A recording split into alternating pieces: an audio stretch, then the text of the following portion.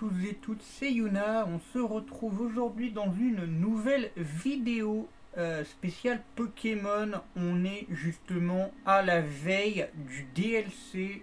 Et oui, il arrive dans la nuit de ce soir à demain, normalement pour 1h du mat.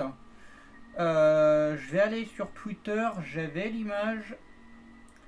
J'ai même dû l'enregistrer directement, ça va aller plus vite. Il me semble que c'est 1h du matin. On fait la soustraction avec les décalages, les trucs comme ça. Et du coup, voilà ce qu'on a. Je sais pas si on voit bien. Californie, décembre, 3 PM à 6 PM. Donc ils l'ont normalement à 15h aujourd'hui. Je sais pas pourquoi ils l'ont aujourd'hui. L'État de Washington, là aujourd'hui, 6 PM et 9 PM, entre 6 et 9 PM, donc en fait on fait la différence, normalement on fait une espèce de soustraction et on vient se caler entre les deux. Bon, il devrait l'avoir vers 16h, quelque chose comme ça. Le Brésil, 8 à 11. Angleterre, Portugal, c'est dans la nuit de ce soir à demain, donc c'est entre 23h et 2h du matin. Et Italie, Espagne, France, Allemagne, c'est pareil, c'est dans la nuit de ce soir à demain, entre minuit et 3h.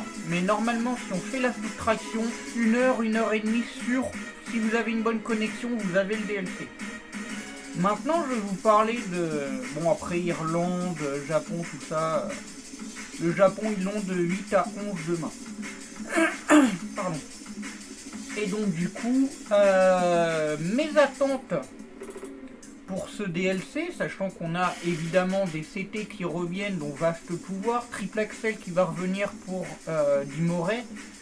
Ça va être super intéressant. On a Vaste Pouvoir qui revient pour Wimessir. On a...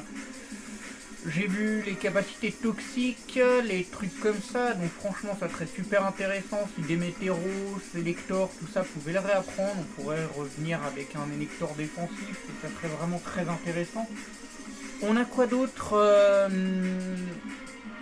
Au niveau des attentes, le scénario est censé être beaucoup plus long qu'à Septentria. Il y a des activités à réaliser pour affronter les membres du Conseil 4. On en connaît un pour l'instant. On n'a pas eu beaucoup d'informations dans le trailer. Je vois venir les rageux, c'est normal.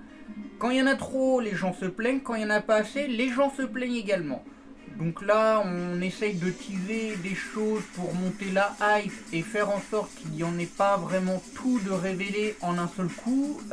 Game Freak a changé sa communication et c'est tant mieux. Au moins on découvre de nous-mêmes, il y a moins de spoil. On n'a toujours pas vu Entei et Terrakium Paradox. C'est quand même une bonne chose. J'aurais aimé les voir. Je l'assume, j'aurais aimé les voir. Mais c'est trop tôt.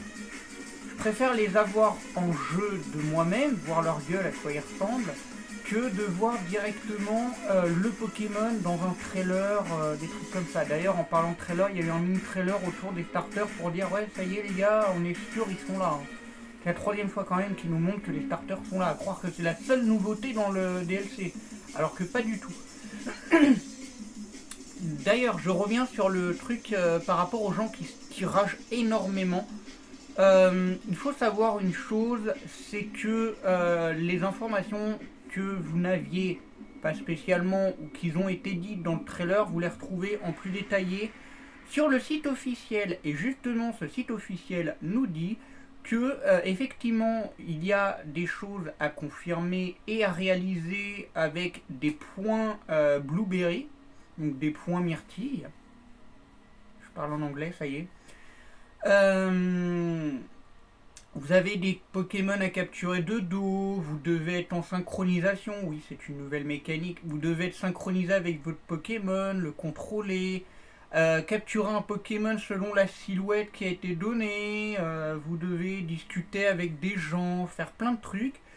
Pour affronter les C4, vous devez réaliser des petits exercices. Alors on sait que pour celle avec les lunettes qui est métisse, j'ai plus son nom, vous devez passer à travers des anneaux de magnétie avec votre Coraidon ou Miraidon.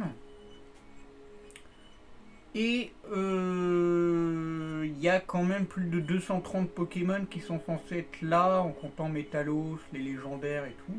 En parlant de légendaires, ce qui est confirmé, Mewtwo n'est pas là, on l'a eu déjà dans les raids 5 et tout, donc pas besoin, on va pas se dire ouais il va revenir, tout ça, on va le rencontrer en normal, tout ça. En parlant de rencontrer normal, oui, les OST c'est confirmé, ça sera les anciennes. Hein, si vous rencontrez Rayquaza, par exemple, vous aurez le thème de Rayquaza à l'ancienne dans Ruby, Saphir, Emerald, etc., etc. Bien évidemment, le thème du remake également. Alors, en parlant de ça, dans les légendaires de la 1G, du coup, il y aura les 3 oiseaux. Je crois que pour le moment c'est tout. On a Ho-Oh, Lugia, Entei, Raikou et Suicune, les normaux, qui sont là. En 3G, Latios, Latias et les Pokémon Groudon, Kyogre et Rayquaza, donc du coup le trio. Je crois que c'est tout. J'ai pas vu des genres Jirachi, tout ça, mais je crois que Jirachi est déjà là. On a en 4ème génération le trio Dialga, Palkia, Giratina et je... Bon, de toute façon Arceus est déjà là. On a Reshiram, Zekrom, Kyurem et les lames de la justice qui reviennent. Keldeo, j'ai un doute hein, si on l'a déjà sur Écarlate et Violet, mais je pense que même s'il n'est pas là, il faut capturer les 3 lames de la justice pour faire apparaître le 4ème, comme il faut capturer les 3 Reggie pour faire apparaître Regigigas. Les 3 Reggie, je ne suis pas sûr de les avoir vus dans le trailer.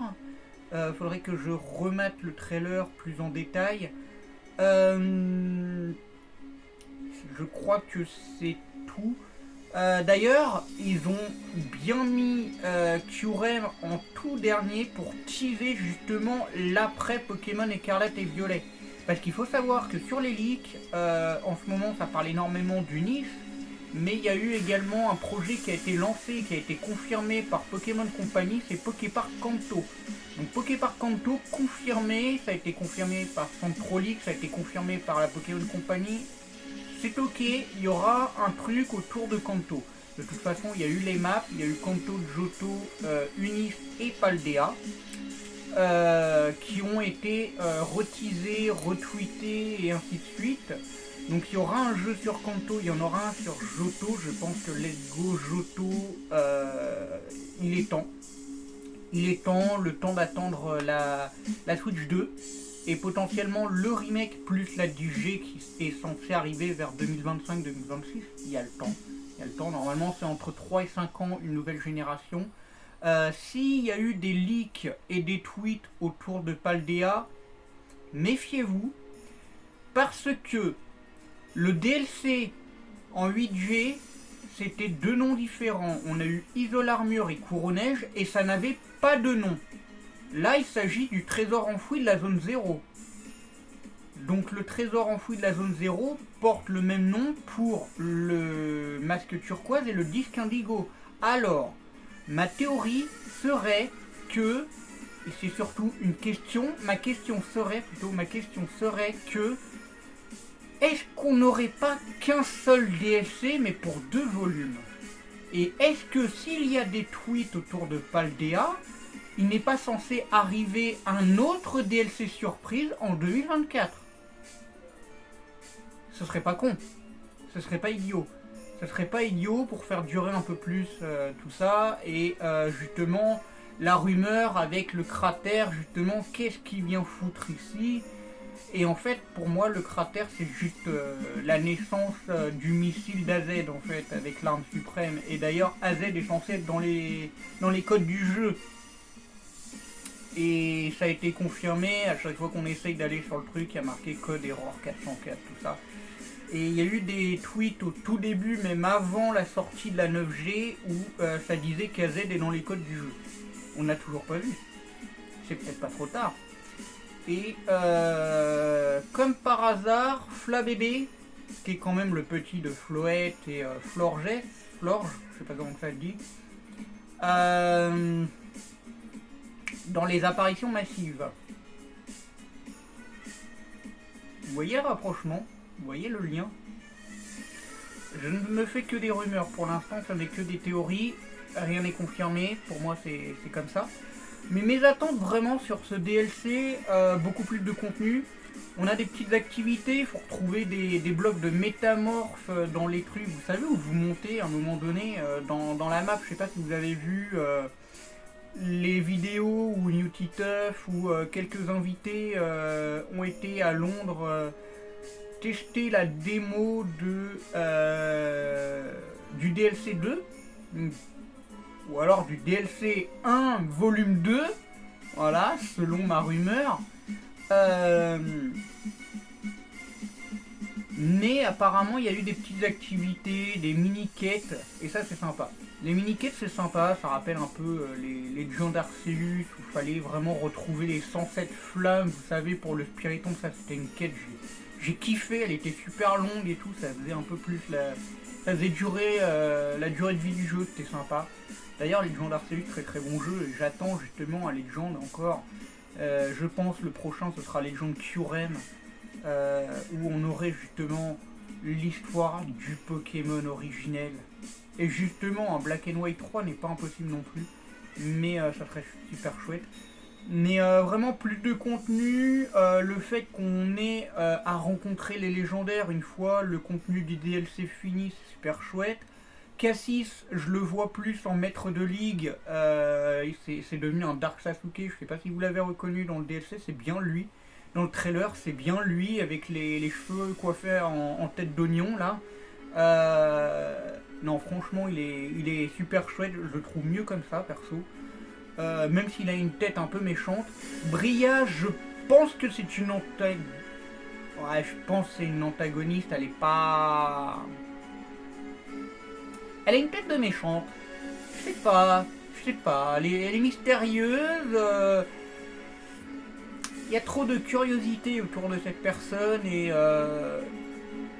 je la verrais devenir limite comme Cassis dans le DLC 1, s'il tape contre le tombeau des Adorami et qu'il ressuscite ou des trucs comme ça. C'est que pour moi, il est... vous voyez, à un moment donné, il nous demande de faire des photos dans le DLC 1 autour des pancartes en bois, des trucs comme ça. Donc il y a vous, il y a le dresseur, il y a les Adorami, il y a tout ce que vous voulez. Enfin vous, je dis vous, mais enfin c'est un schéma qu'il y a sur la pancarte. Je sais que c'est pas vous en question, c'est pas notre dresseur, c'est pas notre joueur, c'est pas nous. Mais il y a les Adorami, il y a une petite boule. Une petite boule qui les suit, un petit Pokémon rond, des trucs comme ça. Vous avez sûrement dû voir un truc violet dans la boutique à cette Septentria quand vous êtes arrivé. C'est le fameux Pokémon pêche. C'est le fameux Dokutaro. Et en fait, Dokutaro aurait la faculté, un peu comme les héroïdes, les ultra chimères, les trucs comme ça, de prendre le contrôle d'une personne sans être présente. Alors, Zéroïde était présent, vous me direz. Mais le fameux Dokutaro, parce qu'apparemment c'est son nom, il fait partie du conte de Momotaro. Donc du coup, je vous en avais déjà parlé dans une autre vidéo. Donc ce fameux Dokutaro serait de type spectre et poison et pourrait posséder l'âme des dresseurs en colère. Sachant que Cassis nous en voulait de ne pas avoir discuté avec lui concernant notre rencontre avec Ogerpon dans le DLC 1, je le vois bien dans le DLC 2, limite un peu en mode Dark Sasuke, rébellion, des trucs comme ça serait vraiment chouette. Et je le vois bien un peu possédé justement par ce Pokémon. et que c'est ce côté rebelle qui va le rendre un peu plus fort. Et je pense que dans la Blueberry Academy, je pense qu'il va être le maître de cette ligue. Il faut pas oublier qu'on peut inviter jusqu'à 23 personnes, donc en plus de vous, vous serez 24, vous pouvez inviter jusqu'à 23 personnes, dont des personnes déjà dans le jeu. Donc si vous voulez inviter Machine, vous voulez inviter un pote, vous pouvez. C'est limite si on peut pas créer notre ligue. Vous savez, vous avez les 8 champions, le conseil 4, le maître, déjà 13 personnes plus vous, ça fait 14, et vous pouvez inviter, allez, admettons, 10 dresseurs pour vous entraîner, des trucs comme ça. Donc ça c'est good. J'ai vu que justement dans ce trailer là on peut faire des échanges avec des personnages de Paldea qu'on peut faire venir à Unis dans la Blueberry Academy. Parce que oui, la Blueberry Academy se situe à Unis. Donc le disque Indigo se passe à Unis. Donc ça tease vraiment la suite de l'après Écarlate et Violet. C'est quand même logique. Et donc en invitant ces 23 personnes, vous faites un club union, je pense, vous les invitez, des trucs comme ça. Et vous pouvez faire l'aventure de ce DLC 2 ensemble, n'est-ce pas formidable? Vous pouvez également modifier votre style de lancer, et ça c'est chouette. Plutôt que de lancer comme ça, vous pouvez lancer comme ça, vous pouvez lancer comme ça, enfin... Il y a plein de méthodes, et attention, je pense à vous, messieurs, dames, les gauchers, les gauchères, vous pourrez lancer votre ball de la main gauche. Ça y est, vous pourrez lancer votre Pokéball de la main gauche. Alors moi, je suis droitière, perso, je suis droitière. Je suis juste ambidextre dans les sports, foot, handball, des trucs comme ça. Je peux tirer, lancer, pied gauche, main gauche, pied droit, main droite, peu importe. Surtout au foot, mais ça n'a rien à voir avec Pokémon. Donc voilà, donc je vous ai mis un petit peu de musique derrière, vous l'entendez. J'espère que c'est pas trop fort. Mais sinon, moi mes attentes, franchement, déjà plus de contenu, les mini-quêtes, que ça fasse vraiment durer le jeu, la surprise dans cette histoire du DLC, en apprendre un peu plus, je pense, sur les biomes. Les biomes, parce que les biomes c'est une bonne chose qui a été rajoutée dans le remake 4G. Pour moi c'est un reboot, hein, c'est totalement le même jeu, juste avec l'apparition de Pokémon dans les souterrains et un parc Rosa Rugosa. C'est tout ce qu'il y a. Alors que dans Rosa, il y avait plein de nouveautés. Vous pouvez voir les admins, c'est pas les mêmes. Vous pouvez voir l'histoire, bon certes c'est un peu la même, mais il y a des nouveautés. Vous pouvez voler à dos de Mégalatios, Mégalatias, vous pouvez aller dans les brèches, les trucs comme ça, dans les cercles de Hoopa, vous pouvez rencontrer les anciens Pokémon. Vous pouvez faire plein de choses en fait, et c'est génial. C'est génial. Et c'est un remake comme ça qu'il nous faudrait pour la 5G avec des nouveautés, ou alors une suite Black and White 3. Mais non, franchement, les mini-quêtes, les dresseurs, en apprendre un peu plus sur les biomes, qu'à 600 mètres, et une fois qu'on a terminé tout ça, on parle à un certain Friandise. Oui, il s'appelle Friandise. Friandise. Oui, en plus de s'appeler Friandise, il nous donne des friandises pour faire apparaître les légendaires. Donc franchement, c'est un peu drôle, c'est un peu rigolo sur le coup. Friandise, bref. Le jeu de mots. Et ils n'ont pas été chercher loin, mais c'était sympa quand même. Et le trésor de la zone 0, qui rappelle énormément la cave connectaire, je crois que ça s'appelle comme ça. Après Porionneuse, une fois que vous avez battu Bardan à son arène, vous avez une toile de Galvantula en anglais, mais c'est l'espèce d'araignée, l'espèce de migale jaune de type électrique. J'ai plus son nom, mais c'est Galvantula en anglais. Je joue tellement sur Shodan que j'en oublie les noms français. C'est Joltik, la petite évolution. Mais ouais. Je vois qui c'est. Mais vous avez l'espèce de toile, il vous donne une CT, des trucs comme ça. Je crois que c'est Pietisol qui vous donne. Et ensuite vous allez là, vous avez la Team Plasma, vous avez N, des trucs comme ça. Et ce truc-là qu'on voit dans le trailer, ça fait un lien encore plus avec Unis, ça rappelle justement cet endroit-là. Et vraiment, c'est super chouette, c'est génial. C'est Megavolt. Ça y est, j'ai son nom, c'est Megavolt et le petit c'est Statitik. Ça y est. Statitik et Megavolt, en fait, il y a justement cette toile gluante là, cette toile élec sur le truc et c'est Bardan qui l'enlève avec son nez de croco. Ça me revient. Et cet endroit-là de la zone 0 rappelle énormément cette cave. Et c'est vraiment chouette.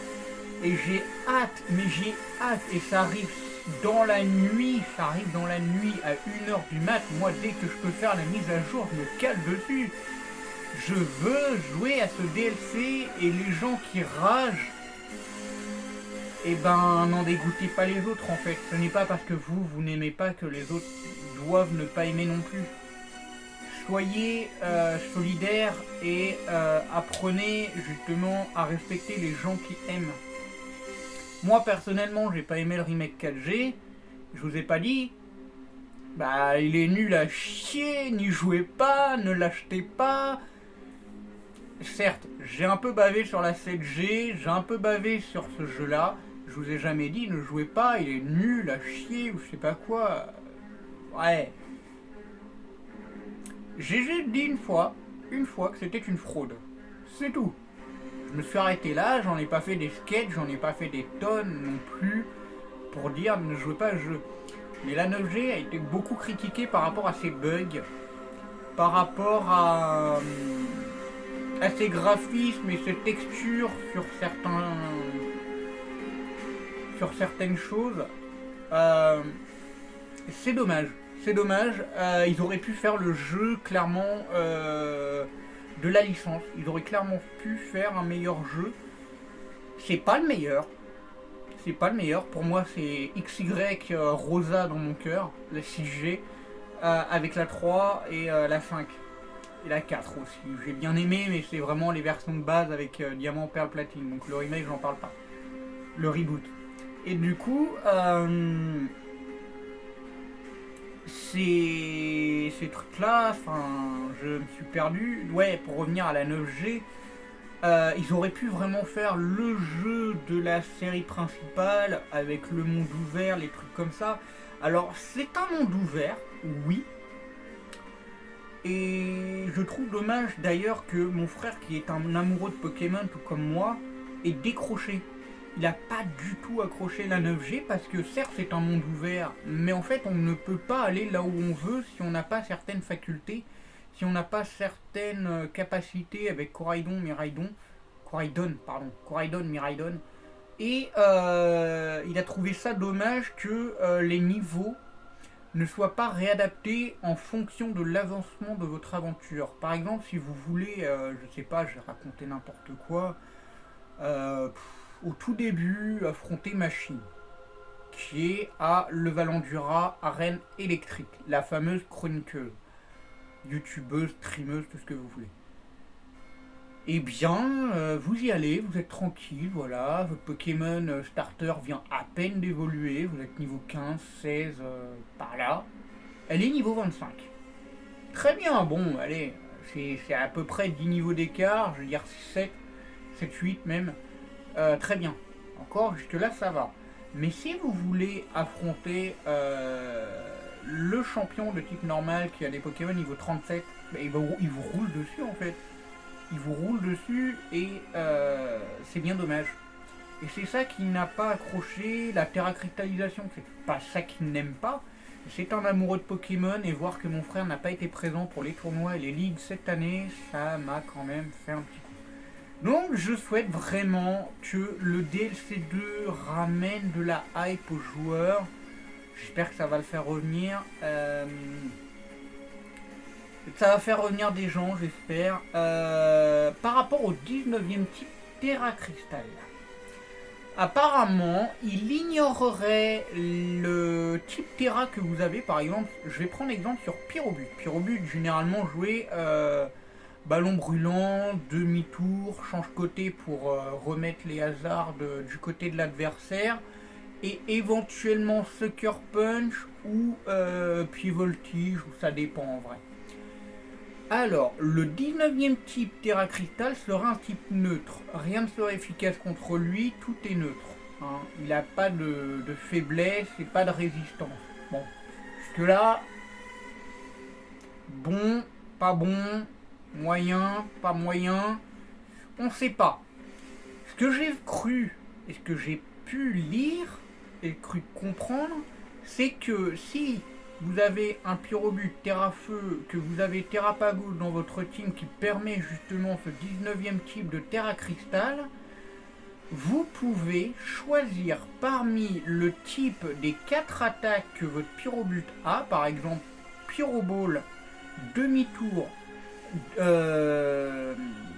Kuba et change côté, ça fait feu, insecte, ténèbres, normal. Vous avez le choix entre 4 types Terra. Feu, insecte, ténèbres, normal. Est-ce que ça serait plus ça, ou est-ce que ça serait vraiment un 19e type Terra Crystal qui est apparemment, d'après les leaks, nommé le type stellaire, qui serait super efficace contre le Pokémon de l'adversaire, mais le Pokémon de l'adversaire aurait que des kappas neutres. Comme on a vu avec Glevodo la première fois qu'on a vu justement ce trailer concernant le 19e type de Terra Crystal, donc l'avant-dernier je crois. Beaucoup de questions autour de cette mécanique, beaucoup de questions se posent concernant le conseil de Smogon, savoir si la Terra Cristallisation va être ban. En parlant de Smogon, Rugilune, Darkrai, Pyrax et Scorvol vont revenir en Overuse. C'est confirmé. Il y a eu des images, je peux vous montrer, c'est confirmé. Ils reviennent en Overuse. Alors, il faut que je remonte la conversation.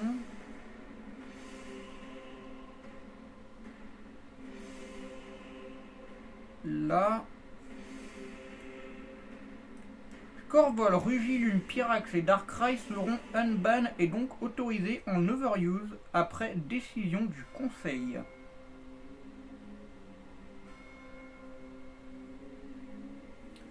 Voilà, donc c'est marqué ici unban, not unban, des trucs comme ça. On c'est sur un groupe Facebook, mais on voit bien quand même les noms déconseillés de Smogon.